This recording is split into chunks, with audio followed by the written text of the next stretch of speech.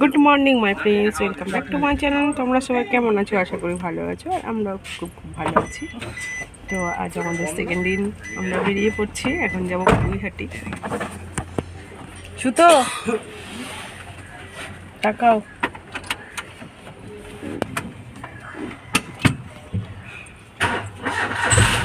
আসো।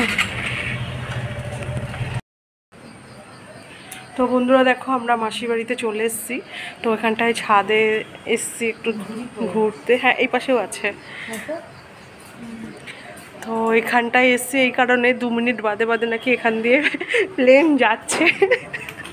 আমরা প্লেনে চাপবো বলে, তার জন্য আওয়াজ কিন্তু পাওয়া যাচ্ছে। তো পূজা, তুমি কিছু বলো। আর এর কিন্তু একটা চ্যানেল আছে, নামটা বলে দাও। মিস লামা বলে একটা চ্যানেল আছে। একটাই তো? তো তোমরা ঝটপট গিয়ে ভিজিট করে নাও ওর চ্যানেলে। কি করছো?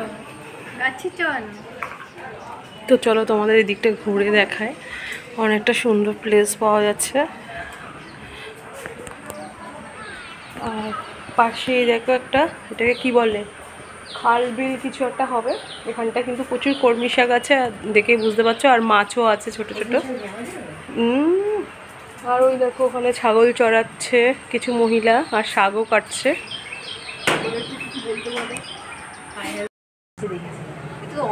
তো বন্ধুরা দেখো, একটা প্লেন আসছে মেঘের মধ্যে ভেসে যাচ্ছে। এটা অনেক উপর দিয়েই যাচ্ছে।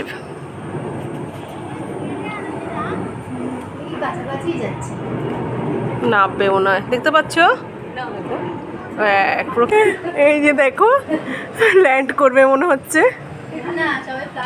দিদি হাই বলো। হ্যালো। তো এই দেখো আমাদের নেপালি সুন্দরী দিদি।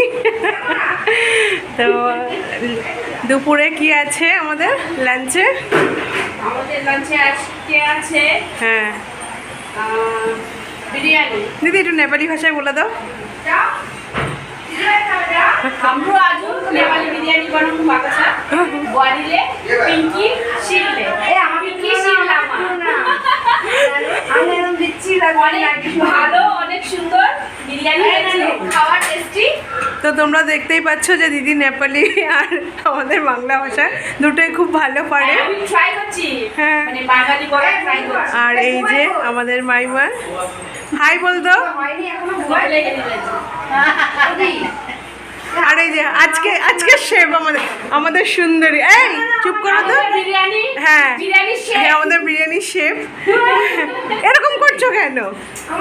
আর এই যে দেখো, খুব সুন্দর একটা স্মেল বেরিয়েছে। খেলে তো আরো বুঝতে পারবো। তো দেখো, বিরিয়ানি বানিয়েছে দিদি। এখন আমরা সব খাওয়া দাওয়া করবো। তো কি হয়েছে? হ্যাঁ, মুখ দিয়ে কি আসবে? মানুষটা যে কত সুন্দর সেটা তো জানবে।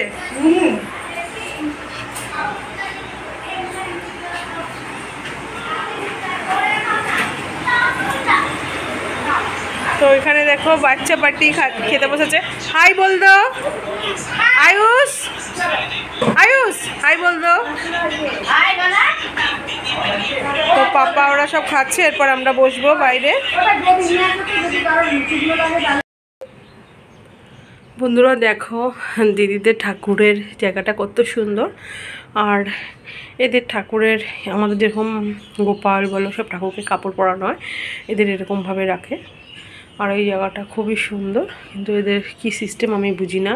এই প্রত্যেকটা বাটিতে দাঁড়াও চাল দেওয়া, এরকমভাবে টাকা পয়সা রাখা।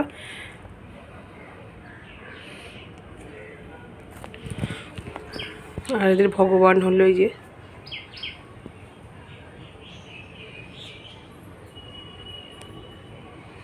খুব সুন্দরভাবে গুছিয়ে রেখেছে।